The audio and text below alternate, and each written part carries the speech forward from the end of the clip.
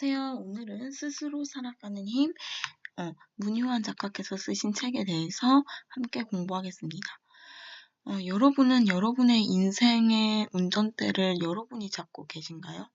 저는 아니었어요. 그래서 누군가의 시선, 누군가의 기대에 의해서 제가 움직여 왔었어요. 그래서 제가 스스로 불행하다고 생각이 들었고 내가 이거 왜 해야 되는지 이유조차 모르고 행동을 했으니까 그러신 저와 같은 분들에게 필요한 책인 것 같아요. 그래서 우리를 구원하는 것은 우리 자신이다 라는 부분부터 읽어보도록 하겠습니다. 우리를 구원하는 것은 우리 자신이다.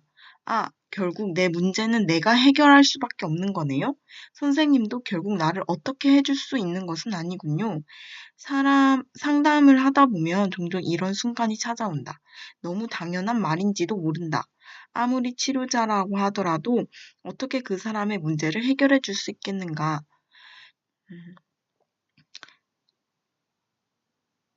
누군가를 만나거나 혹은 기막힌 방법을 찾으면 나의 문제가 일시에 해결되지 않을까? 라는 강한 환상을 품고 살아간다. 상담을 해나가면 그러한 기대와 환상이 이루어질 수 없음을 깨닫는다. 그리고 한동안 방황하거나 시리에 빠져 있다가 자신의 문제를 해결해줄 또 다른 누군가를 찾아 나서게 된다. 그러나 또 다시 그 절망을 통해 구원 환상을 내려놓고 자기 삶에 대한 책임감을 되찾는 사람도 있다.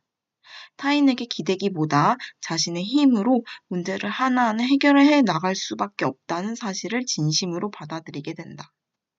누군가로부터의 구원이라는 환상을 깨지고 스스로의 구원이라는 새로운 희망을 만들어가는 순간이다.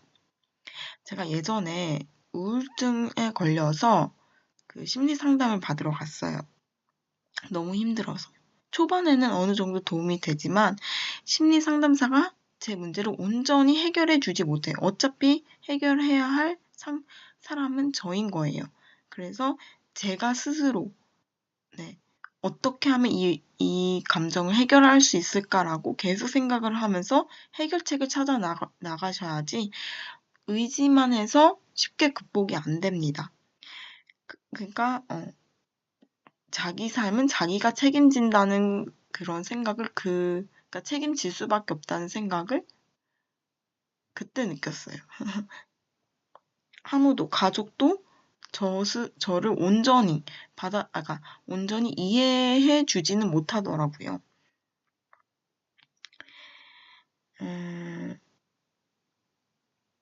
그래서 통제 소재가 바로 자신의 내부에 있다고 생각하는 자세가 일단은 중요해요. 이것이 바로 자율성인 거죠. 통제 소재가 내부에 있다고 느끼는 사람들일수록 스트레스를 덜 받고 문제 해결 능력은 커진다.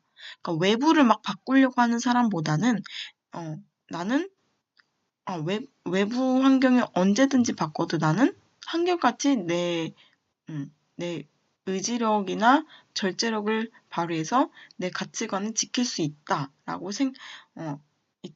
생각을 하시는 분들이 스트레스를 덜 받는다는 거예요. 흔들리지 않을 수가 있잖아. 일단 자기 자신에 대한 믿음이 강하니까. 그래서 자신이 할 수 없는 것에 매달리지 말고 고민하기보다는 자신이 할 수 있는 것에 힘을 집중하기 때문이다. 그래서 어떤 어려움이 닥치면 내가 여기서 무엇을 할 수 있을까? 어떤 것을 할 수 있을까를 계속 생각을 했어요, 저도. 자율성을 키우기 위해서. 누군가가 자신의 구멍을 메워줄 거라는 어떤 고난을 해결해 줄 거라는 기대에서 벗어나 스스로 그 역할을 해야 한다는 자각이 들 때 스스로 책임을 지고 자신의 삶을 만들어 나가야겠다는 그런 자각이 들 때 진정한 치유는 시작된다. 결국 자신을 돌볼 수 있는 사람은 바로 자신이다. 그것은 하나하나 돌을 쌓아 자신의 집을 짓는 것과 같다. 언제 이 집을 다 지을까 막막할 수도 있지만 하나하나 돌을 쌓아가며 어설프더라도 자신만의 집을 지을 수 있다. 그러니까 포기하지 말고 지금부터 하나하나씩 자신의 주체성을 찾아가시면 돼요. 만약에 예를 들어서 예전에 같은 경우에는 누군가가 시켜서 억지로 해야 하는 그런 행동들이 많았다면 지금부터는 나는 무엇을 하고 싶은지 파악을 하고 내 멋대로 한번 살아보세요. 그러니까 그게 조금 쉽지가 않더라도 책임감을 지니고 내 멋대로 한번 살아보는 습관이 들어야 자율성을 찾을 수 있다고 생각합니다.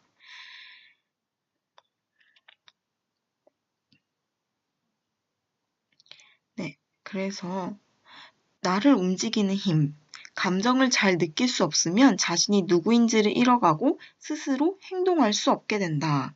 감정을 잘 느낄 수 없으면 자신이 누구인지를 잃어가고 스스로 행동할 수 없게 된다.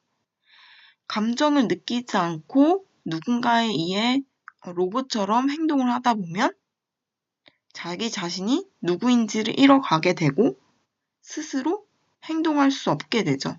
계속 로봇처럼 생각이 결여되니까 로봇처럼 행동을 하고 있는 거예요. 저도 그랬었어요. 그래서 내가 어느 순간 왜 이 행동을 하고 있지라는 의문조차 안 하게 되더라고요. 그렇지만 결론적으로는 어떻게 됐어요?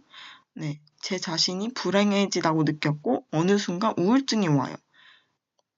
자율성 없이 살아가는 분들은 한 번쯤 우울증은 꼭 와요.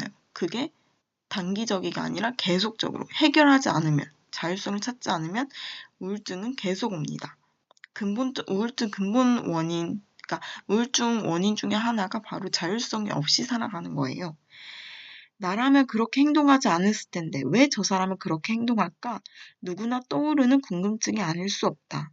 이를테면 자신이 모은 전 재산을 사회에 환원하는 사람일 수도 있고 동상에 걸려 고통스러워하면서도 에베레스트 같은 고산을 무산소 등정하는 사람일 수도 있다. 심지어 세계 최고의 기록을 위해 환각 증상을 보이면서도 18일간 잠을 자지 않는 사람도 있고 불가능에 도전하기 위해 물속에서 17분 넘게 숨을 참는 사람도 있다. 도대체 무엇이 사람들로 하여금 이러한 행동을 하게 만든 것일까? 어떤 사람은 뭔가를 하겠다고 하며 꾸준히 하지만 왜 어떤 사람은 얼마 지나지 않아 실증을 내고 그만둬 버리는 것일까? 궁금하죠, 여러분. 그것은 사람을 움직이는 동기의 체계와 강도가 다르기 때문이다. 그 사람을 움직이는 동기와 그 체계, 그 정도가 다르다는 거예요. 무엇이 그 사람을 움직이게 하는가, 그게 다르다는 거예요. 자기 자신이 동기가 되는 사람들도 있는가 반면에 아니면 타인의 시선, 타인의 기대에 의해서 움직이는 사람들도 있죠. 여기에서는 특히 자율성의 중요한 요소인 자기 동기와에 초점을 맞춰 살펴보자. 그래서 욕구, 감정, 그리고 인지에 대해서 여기서 이야기를 하고 있어요. 사람을 움직이는 동기는, 그러니까 동기에 의해서 사람이 움직이게 되잖아요. 만약에 예를 들어서 저 같은 경우에는 엄마의 기대를 받기 위해서 다이어트를 해야겠다라고 생각을 했어요. 그래서 엄마의 기대라는 동기에 의해서 다이어트라는 행동을 하게 된 거예요. 그렇게 사람을 움직이는 것에는 동기가 있는데 동기에는 또 어디에 나오는 것일까? 크게 세 가지를 꼽을 수 있다. 욕구, 감정, 인지다. 그럼 엄마의 기대를 받겠다는 동기의 욕구는 뭐예요?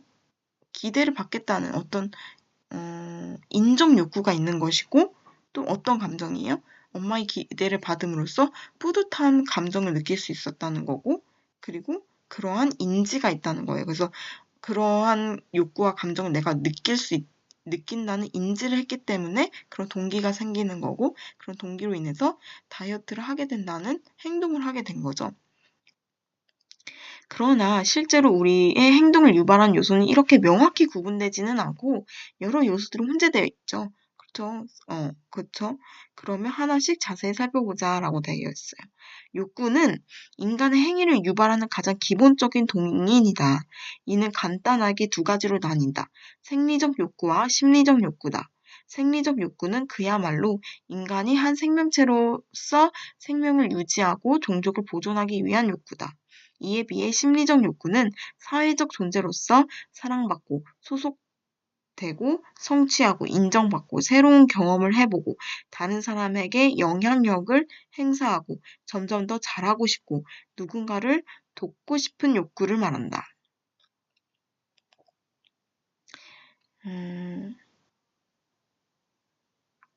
이는 다시 타고난 심리적 욕구와 학습된 심리적 욕구로 나뉜다. 학습된 심리적 욕구는 사회적 욕구라고 부르기도 한다. 어느 시대 누구에게나 보편적으로 가지고 있는 타고난 심리적 욕구는 자율성, 유능성, 관계성의 욕구이다. 즉 사람이라면 누구나 스스로 결정하고 싶고 점점 잘하고 싶고 사람들과 연결되고 싶어하는 1차적인 욕구를 지닌다.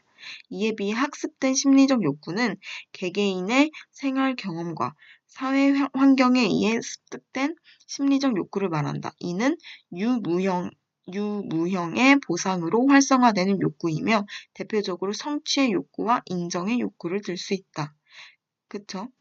인정의 욕구. 어떤 보상이 주어졌기에 인정을 하고 성취감을 느낄 수 있는 거죠. 성취의 욕구와 인정의 욕구를 들 수 있다. 이러한 사회적 욕구는 생리적 욕구나 타고난 심리적 욕구와 달리 충족되기가 쉽지가 않고 점점 더 많은 것을 바라게 한다. 예를 들어서 나는 그쵸? 왜냐하면 더 큰 걸 바랄수록 더 큰 걸 바라게 되는 게 바로 사회적 욕구예요. 그러면 충족되기가 쉽지가 않죠. 엄마의 기대도 처음에는 그 정도 만족했다가 나중에 더 큰 기대를 하다 보니까 억지로 행동하는 횟수가 많아지는 거예요. 네. 문제는 환경과 문화의 영향으로 만들어진 사회적 욕구를 자신의 진정한 욕구로 착각하기가 쉽다는 것이다. 그래서 예전에는 엄마의 기대가 당연한 제 욕구인 줄 알았어요. 지금은 아니라는 것을 인지를 했지만 그렇게 착각을 하기가 쉬운 거예요. 그래서 그게 다르다는 것을 인지를 일단 먼저 하는 게 중요합니다. 그래서 외적 욕망에 이끌리느라 내적 욕구를 잃어버린다. 그러나 사회적 욕구는 아무리 채워도 충족이 잘 되지 않는다. 올라가면 갈수록 자신보다 더 많이 가진 사람들이 보이기 때문이다. 우리 마음에는 수많은 욕구가 있다. 중요한 것은 마음의 중심에 어떤 욕구가 있냐는 것이다. 마음의 중심에 있는 욕구가 삶의 모습을 결정한다. 지금 당신의 마음엔 어떤 욕구가 자리를 잡고 있나요? 사람들의 기대, 인정 욕구가 마음에 자리 잡고 있나요? 그렇다면 오래가지 않을 거예요. 그 욕구가 일부 성취됐더라 하더라도 나는 더 큰 기대와 욕구를 인정을 바라고 싶어서 더 자율성 없이 행동을 하겠죠. 마음의 중심에 있는 욕구가 삶의 모습을 결정합니다. 그러니까 그게 행복하다면 모르는데 자기 자신이 어느새 피곤하게 되고 불행하다고 느끼는 순간이 오게 될 거예요. 너무 그 마음의 중심의 욕구가 사회적 욕구가 크게 자리 잡고 있다면. 그 사람은 최대한 타인의 인정을 얻기 위해서 혹은 타인의 인정을 잃지 않기 위해서 세상을 살아갈 뿐이다. 그러나 자율성의 욕구가 중심에 있다면 자신의 생각을 이야기하고 자신의 삶을 만들어 나갈 것이다.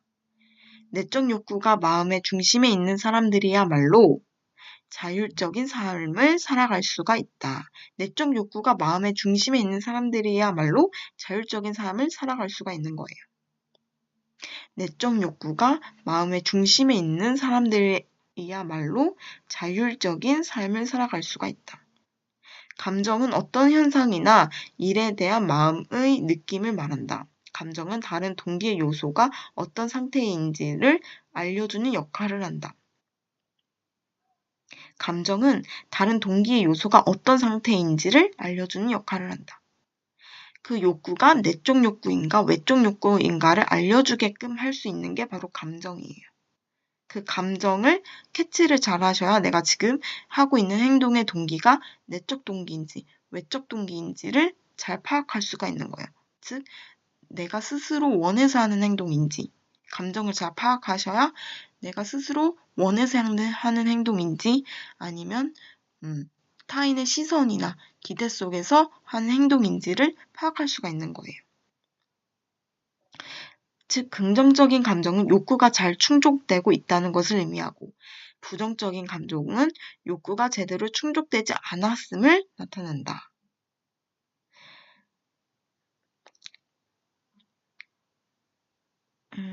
네. 그래서 그 감정을 기준으로 잘 관찰을 해보세요, 스스로를.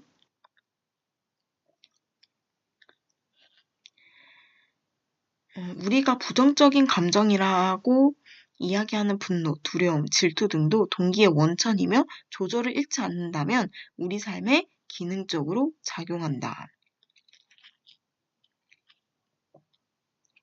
동기의 원천이 되는 거예요. 그거에 잠식돼서는 안 돼. 부정적인 감정에 잠식되지 말고 그 부정적인 감정을 이용해서 그게 동기의 원천이며 조절을 잃지 않는다면 우리 삶에 기능적으로 작용한다. 이걸 예를 들어서 보면은 어떤 부정적인 감정, 예를 들어서 어떤 일을 하기에 제가 두려움이 많았어요. 근데 그 두려움에 잠식돼서 그 일을 하지 않았어요. 안 할 생각만 하고 걱정만 계속 하다 보니까 그 상태는 더 나아지지 않았어요. 이거는 그 부정적인 감정을 잘못 사용한 예예요. 어떻게 좋게 사용을 하냐면 부정적인 감정을 들어도 휘둘리지 않는 그 감정에 휘둘리지 않고 더 나아갈 수 있는 나아가는 내가 더 발전해 갈 수 있는 절호의 기회다라고 생각을 하면서 기능적으로 이렇게 발판? 뭐라고 해야 돼? 널뛰기 할 때 그 뛰는 그걸 그냥 하여튼 스프링 역할을 해주게끔 할 수 있는 감정이 바로 부정적인 감정인 거예요. 그래서 예를 들어 또 다른 예시를 들면 그러니까 제가 해간 여러 결과물들에 타인 상대방이 계속 뭐 더 해오라고 이게 뭐냐고 질책을 할 때, 비난을 당할 때, 내 결과물에 대해서 비난을 당할 때 이 부정적인 감정에만 잠식이 되면 제가 스스로 발전이 안 돼요. 그냥 타인이 지적하는 점이 내 결과물에 있어서 문제가 되는구나를 인정을 하시고 빨리 바꿔나가셔야지 제가 성장할 수 있는 기회로 작용이 된다는 거예요. 그 기회를 놓치지 말고 성장할 수 있는 기회로 가게끔 해줄 수 있는 게 바로 부정적인 감정, 그거예요. 네. 누군가가 감정을 없애거나 느끼지 않으려고 한다면 그 사람은 동기를 없애는 거나 다름이 없다.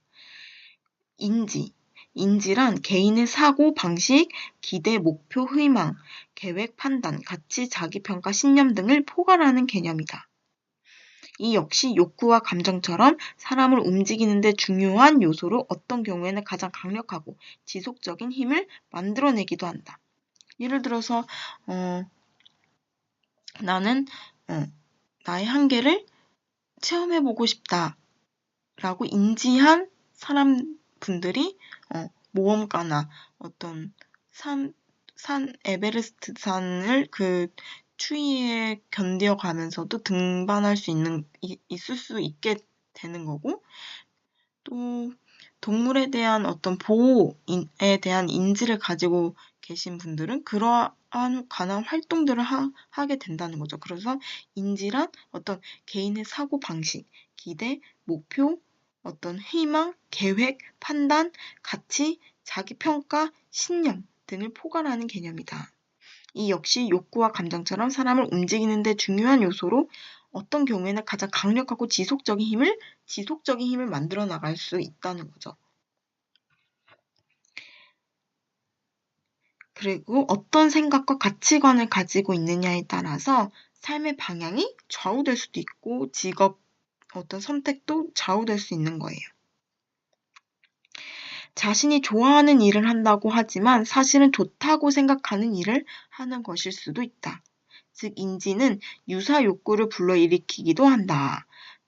나는 좋아하는 일을 한다고 하지만 잘 자세히 보면 어떤 사람은 좋다고 생각하는 일을 하는 것일 수도 있는 거예요.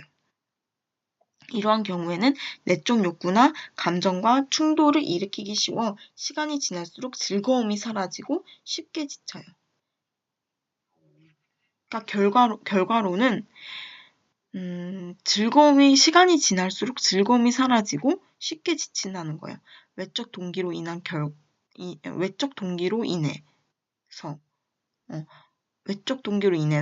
또는 좋은 행동이 아니라 좋다고 생각하는 일을 하다 보면은 지금은 잘 못 느낄 수도 있지만 나중에 가면 지치고 즐거움이 사라져요.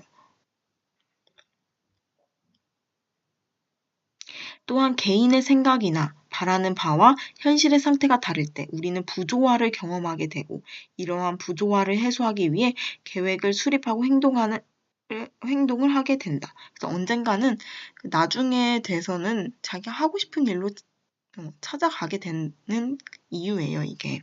그래서 애초에 그러면 자기 하고 싶은 일을 하면서 자기가 자율성을 얻는 그런 직업을 가지면서 스트레스를 덜 받으면서 시작하는 게 좋은 거죠.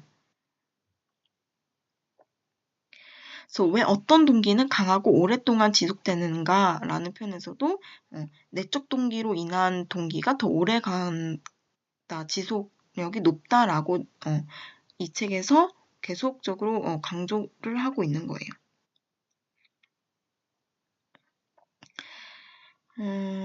네. 그래서 사람을 움직이는 것은 감정이다. 그래서 감정이 있어야 사람을 움직일 수가 있다라고 그 다음에 얘기를 하고 있습니다. 다음 내용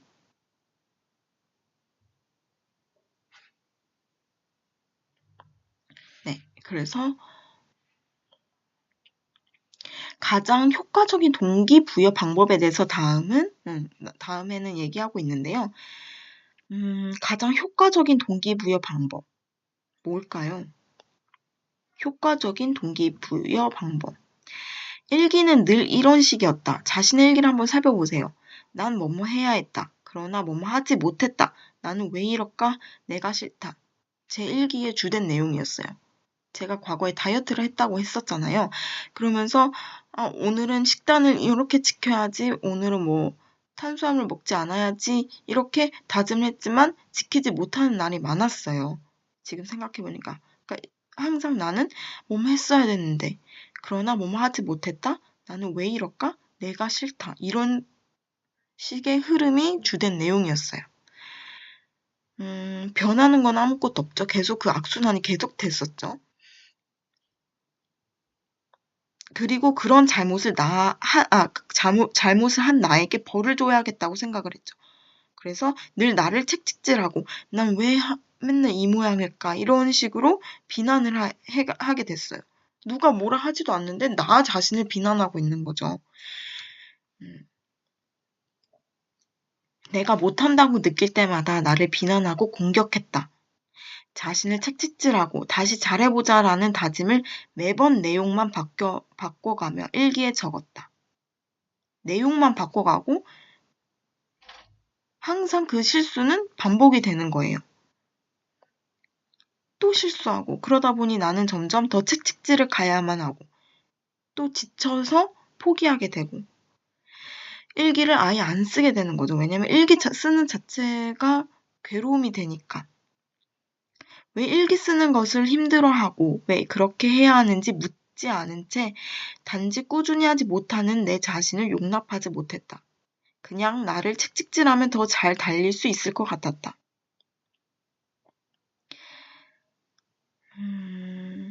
그래서 이 저자는 대학생 때 그런 의미에서 또 자기 처벌과 극기 훈련의 목적으로 산에 자주 다녔대요. 산을 좋아하는 것이 아니라 인내심을 시험하기 위해 산에 올랐다. 풍광을 즐기는 것이 아니라 얼마나 빨리 산에 올라가느냐가 중요했다. 제대로 즐기기는커녕 제대로 쉬지 않았다. 무리해서 종주하느라 산에서 길을 잃은 적도 있고 몸살이 난 적도 있었다. 나를 세게 다루는 것이 나를 강하게 만드는 것이라 여겼기에 그것을 자기 사랑으로 생각했다. 그러다 한 번은 산행 중 심한 몸살과 고열에 거의 탈진 상태가 된 적도 있었다. 그때서야 심각하게 내 자신에게 물었다. 지금 난 무엇을 위해 이런 산행을 하는 것일까?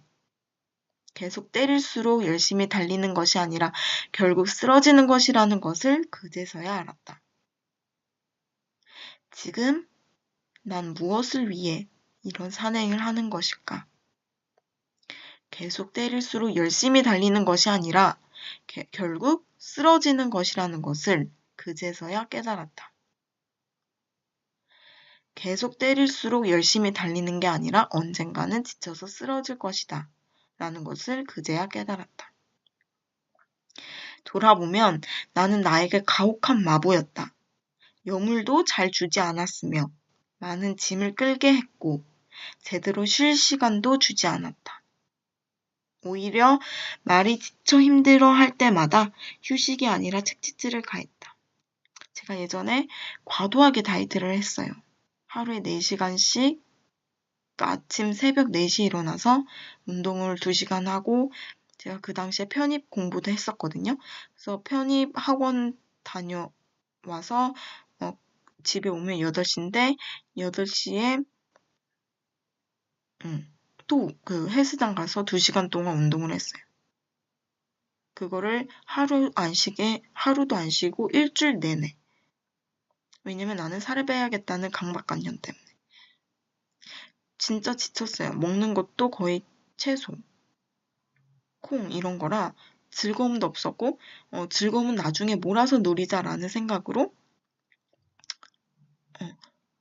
계속 저 자신을 채찍질했어요. 그 결과는 번아웃 플러스 공황장애 플러스 우울증. 병원비 심리상담하느라 10만 원씩 들었고요. 그 당시 갈팡질팡, 그러니까 즐겁게 쉬지도 못했어요. 편입 공부 끝나고도. 더 채찍질하느라 결국에는. 그래서 지쳐 힘들어 할 때도 오히려 채찍질을 가했어요. 그러다 보면 결과는 어떻게 된다? 지쳐 쓰러지게 된다. 그 당시에는 지쳐 쓰러질 거란 생각도 못했어요. 근데 결론은 지쳐 쓰러져요. 흔히 말은 당근과 채찍이 있어야 달릴 수 있다고 말한다. 하지만 그것은 인간이 수레를 끌게끔 말에 재갈을 물리고 강제로 길들일 때 이야기다. 강제로 길들일 때 이야기예요. 들판의 말은 그냥 잘 달려요. 들판의 말은 달리는 것이 본성이기 때문이다. 그 본성을 억제하고 당근과 채찍으로만 길들일 생각으로 하면 그 당근과 채찍이 없을 때 어떻게 돼요? 말은 달리지 않아요. 그냥 본성 그대로 놔두면 당근과 채찍이 없어도 말은 계속 달립니다. 쇼를 하는 물개는 생선을 줘야 재주를 부리지만 바다의 물개는 바다 자체가 놀이터일 따름입니다. 자연 그대로가 아름다운 법인데 우리는 너무 인공적으로 다루려고 하는 거죠. 억지로, 인공적으로 누군가에 의해서 하게끔 만드는 경우가 많은 것 같아요. 들판의 말은 당근과 채찍이 없어서 그냥 달리는 것이 본성이라 그냥 달리고, 물개도 어떤 생선을 줘야 재주를 부리는 게 아니라 그냥 바다 자체가 놀이터일 뿐인데 우리는 너무 인공적으로만 대하려고 한다는 거죠. 지금 우리나라 교육의 현실도 그래요. 아이들은 원래 무언가를 얻기 위해서, 혼나지 않기 위해서, 뭐뭐 하기 위해서 배우려고 하지 않는다. 배우려고 하고, 혼나지 않기 위해서 배우려고 하지 않는다. 그러니까 진짜 배우려고 하지는 않는 거예요. 단지 호기심을 느끼고 더 알고 싶기 때문에 배우려고 하지를 않죠. 지금의 아이들은. 이런 것은 어른들은 아이들을 말처럼 대해요. 아이의 능력을 키워주는 것이 아니라 길들이고 가르쳐야 할 대상으로 보이는 거죠. 그게 현실의 우리예요. 그래서 우리는 어떤 직업을 찾을 때도 내가 정말 원해서 하는 직업이 아니라 그 흐름에 따라서 직업을 찾게 되고 어떤 과 특성상 직업을 찾게 되고 네. 과도 제가 원하는 과가 아니라 주로 어떤 과예요? 대학 대학 순서에 따른 과였죠. 과를 선택한 사람들이 많았고 잘못 선택한 과에서도 그 플로우대로 직업을 찾게 돼서 결국에는 후회하는 사람들이 많은 거예요. 네, 이런 게 바로 교육 현실입니다. 이런 교육 현실을 바꿔야 돼요. 아이들에게 자율성을 부여하도록 만들어줄 수 있는 학교 체계뿐만 아니라 가정 내에서도 자율성을 부여를 해줘야 돼요.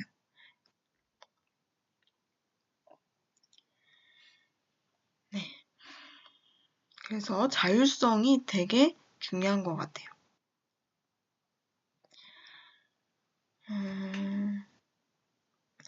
자율적 의지가 잘 자라지 못하고 당근과 채찍에만 길들여지면서 우리는 점점 타인과 사회의 요구에 끌려다닌다.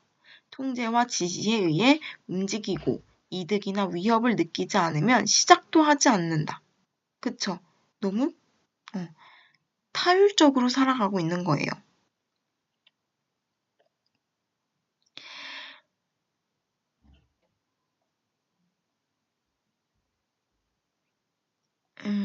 여기서 욕구의 세 가지 종류가 나뉘어지는데요. 심리적 욕구, 자율성의 욕구, 유능감의 욕구, 관계성의 욕구가 있어요. 심리적 욕구에는 자율성의 욕구는 인간은 스스로 결정하고자 하는 욕구가 있다라는 거고 유능감의 욕구라는 것은 인간은 자신의 능력을 향상시키고자 하는 욕구가 있다.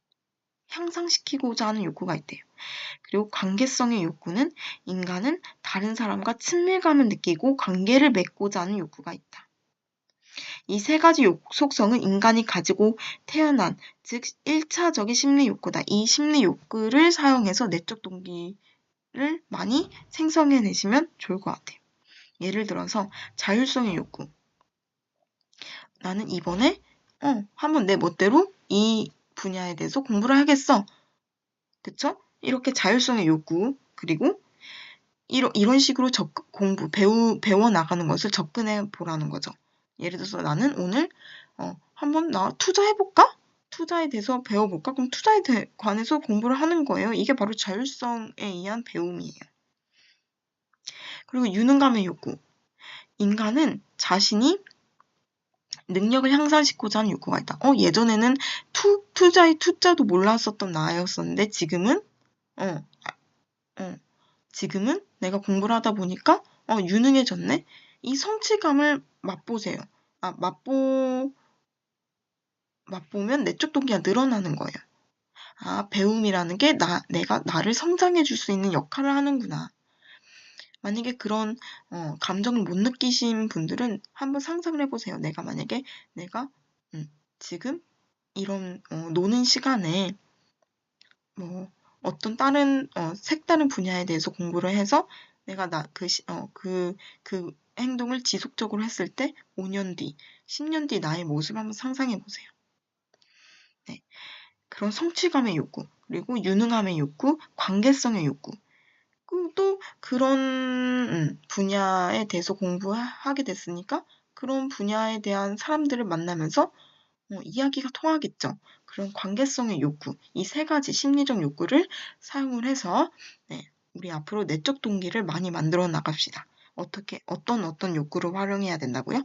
자율성의 욕구, 스스로 결정하고자 하는 욕구, 그걸 이용해서 유능감의 욕구, 인간은 자신의 능력을 향상시키고자 하는 욕구, 그리고 관계성의 욕구, 인간은 다른 사람과 친밀감을 느끼고 관계를 맺고자 하는 욕구. 이렇게 세 가지 심리적 욕구를 이용해서 내적 동기화와 시켜봅시다. 그래서 습관화하는 거예요. 일단은 뭘 먼저 중요하게 생각하냐면 내가 어떤 행동을 하겠다를 자율적으로 한번 선택해 보세요. 저 같은 경우에는 이제 앞으로 마케팅, MBA 분야와 부동산 투자에 대해서 한번 알아볼 거예요. 언제 어디에서 알아볼 거냐면 아침에 1시간 동안이라도 앞으로 알아볼 거라고 자율적으로 선택을 했고요. 이제 5년 뒤 내가 만약에 마케팅 쪽을 에 대한 지식이 많아진 나를 상상을 해보고 성장해 있는 나 자신을 한번 상상해 봤고요. 그리고 그런 분야의 사람들과 이야기가 통하는 그런 관계성의 욕구도 상상을 해봤습니다.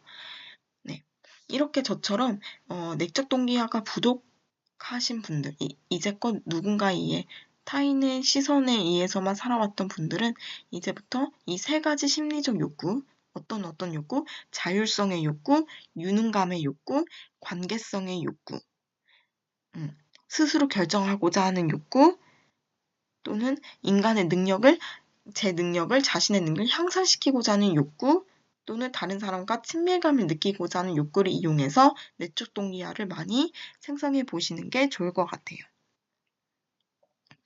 네, 오늘은 여기까지고요. 다음에는 더 많은 내용으로 찾아뵙겠습니다. 감사합니다. 거북이 DJ였습니다. 여러분, 자기 자신의 삶을 누가 대신 살아주지 않아요. 누군가를 위해서 사는 삶보다는 어차피 그 누군가를 위해서 사는 삶은 그 누군가도 언젠가는 없어지고 그 누군가를 위한 삶은 오래가지 않아요. 여러분 자신의 삶을 자신 스스로 맵을 그리면서 살아가 보세요. 그러기 위해서는 우리가 자율성을 확보해야 됩니다. 내적 동기화를 길러보는 것이 우리의 목표입니다. 감사합니다.